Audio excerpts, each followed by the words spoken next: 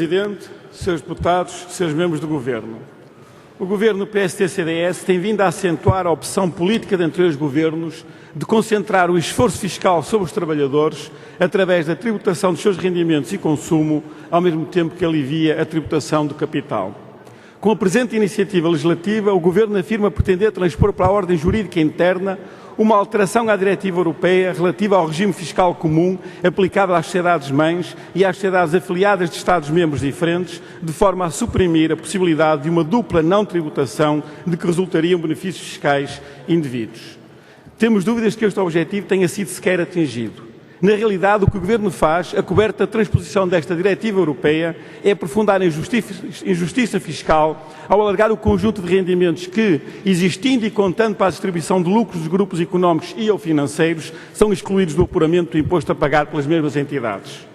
O Governo tem tentado transmitir a ideia de que a taxa efetiva de imposto pago pelos grandes grupos económicos é muito elevada, até em comparação com outros setores e empresas de menor dimensão, tentando ocultar que uma parte cada vez mais significativa do lucro contabilístico desses grupos económicos deixou de ser considerada lucro tributável.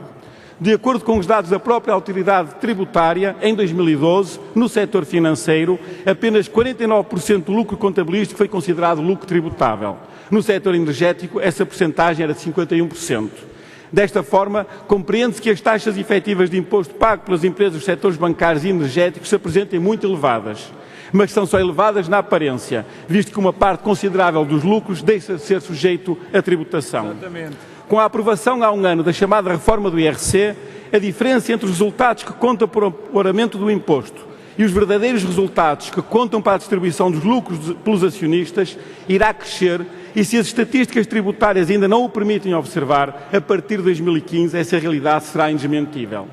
Se o novo regime de tributação dos grupos económicos passou a acentuar a fuga fiscal de parte dos rendimentos desses grupos, vem agora o Governo, de mãos dadas com a Comissão Europeia e o Tribunal de Justiça Europeu, afirmar e concluir que esse regime também tem de ser aplicado àqueles grupos económicos e financeiros que, estando em Portugal, transferiram as suas sedes, as ditas sociedades-mães, para autênticos paraísos fiscais no seio da própria União Europeia, com o objetivo de fugir aos impostos devidos em Portugal.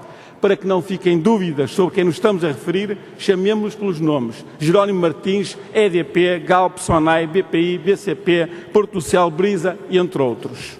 Se o Governo quisesse assumir o objetivo político de aumento da justiça fiscal, pondo aqueles que mais têm e mais podem a contribuir adequadamente para o financiamento do Estado, viria aqui propor medidas que aproximassem ou fizessem coincidir o chamado lucro tributável, aquele que conta para o apuramento do imposto, com o lucro contabilístico. Mas não é esta a opção do Governo, que orienta a sua política fiscal no sentido de onerar cada vez mais os trabalhadores, os reformados, as famílias e as micro e pequenas empresas, ao mesmo tempo que favorece de forma escandalosa os grandes grupos económicos e financeiros. Disse: